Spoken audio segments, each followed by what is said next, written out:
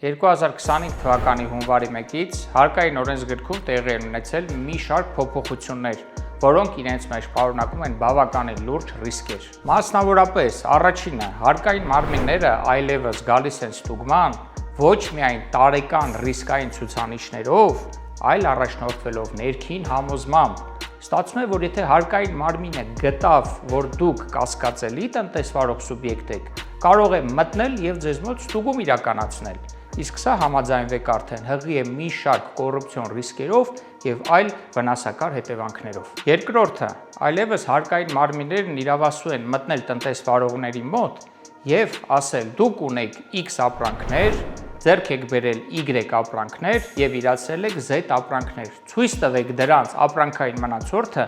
եւ փաստաթղթա շրջանառությունը։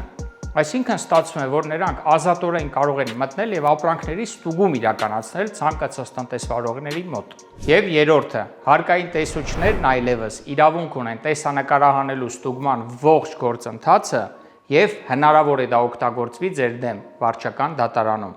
Այնպես որ չափազանց կարևոր է իմանալ ձեր իրավունքներն ու պարտականությունները։ Ուստի եւ հորդորում ենք առնվազն օգտվել հետեւյալ իրավունքներից. լռելու իրավունք, ձեր կամ ձեր հարազատի դեմ ցուցմունք չտալու իրավունք